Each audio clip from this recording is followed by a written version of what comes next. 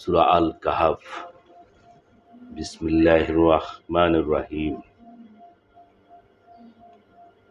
পরম করুণাময় অতি দয়ালু আল্লাহর নামে শুরু করিতেছি।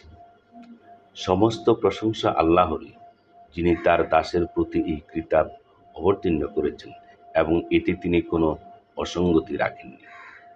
একে করেছেন সুপ্রতিষ্ঠিত, তার কঠিন শাস্তি সম্পর্কে সতর্ক করার জন্য এবং বিশ্ববাসীগণ যারা সৎকর্মে করে তাদেরকে এই সুসংবাদ দেওয়ার জন্য যে তাদের জন্য রয়েছে উত্তম পুরস্কার,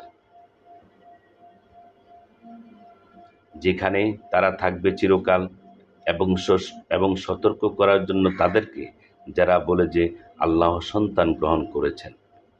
এই বিষয়ে তাদের কোনোই জ্ঞান নেই এবং তাদের পিতৃপুরুষদেরও ছিল না। তাদের মুখ নিঃসৃত বাক্য কি উদ্ভট, তারা তো শুধু মিথ্যাই বলে। তারা এই বাণী বিশ্বাস না করলে তাদের পিছনে ঘুরে সম্ভবত তুমি দুঃখে আত্মবিনাশী হয়ে পড়বে। পৃথিবীর উপর যা কিছু আছে আমি সেগুলোকে ওর শোভা করেছি, মানুষকে এই পরীক্ষা করার জন্য যে তাদের মধ্যে কর্মে কে শ্রেষ্ঠ। ওর উপর যা কিছু আছে তা অবশ্যই আমি উদ্ভিদশূন্য মৃত্তিকায় পরিণত করব। তুমি কি মনে করো যে গুহা ও রক্তিমের অধিবাসীরা আমার নির্দেশনাবলীর মধ্যে বিস্ময়কর?